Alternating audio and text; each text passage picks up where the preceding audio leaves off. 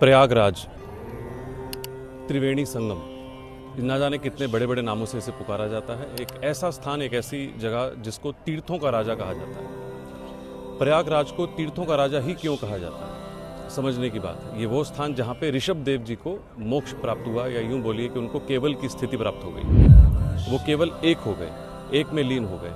प्रयागराज वो 3 नदियों का संगम, गंगा, यमुना और सरस्वती, जिनके पास आ जाने मात्र से आपके अंदर मोक्ष को प्राप्त हो जाने वाली वो जो भावना है वो जागृत हो जाती है। केवल एक की स्थिति जब ऋषभ देव जी को मिली, उसके पीछे क्या रीज़न है, चलिए मैं आपको आज बताता हूँ। गंगा, यमुना और सरस्वती हमारी वही तीनों नाड़ियाँ हैं जो हमारे शरीर के अंदर सभी चक्रों को भेदते हुए हमें सहस्त्रार तक का सफ़र तय कराती हैं। संगम की जब हम बात करते हैं तो इड़ा, पिंगला और सुषुम्ना जिस जिस जगह हमारे शरीर में संगम करती हैं, वही स्थिति आप इस स्थान पर आकर के पाते हैं। चाहे वो आपके अंदर के भाव हों, चाहे आप यहाँ पर अपने पितरों के लिए पिंडदान करना चाहें, चाहे आप यहाँ पर किसी तरीके की साधना, किसी तरीके का जप, तप या दान करना चाहें, अनंत गुना फल मिलने का यहाँ पर पूरा गारंटी दे रखा है भगवान ने। क्योंकि तीनों नाड़ियाँ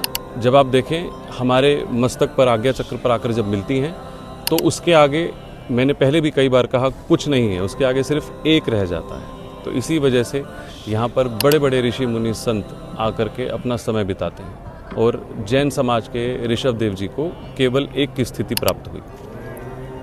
प्रयागराज हमारे शरीर में ही है, आप ऐसा मान के चलें।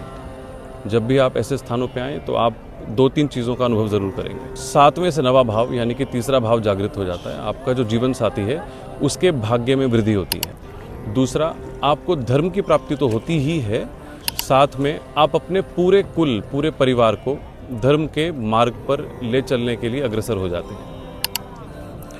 मेरी आप सबसे एक ही प्रार्थना है, अगर आप अपनी कुंडली में धर्म के भाव को, भाग्य के भाव को, आपके घर परिवार में आपके पितरों के भाव को, 5वें भाव को अगर आप शुद्ध करना चाहते हैं, ठीक करना चाहते हैं, तो आप एक बार इस स्थान पर ज़रूर आएँ।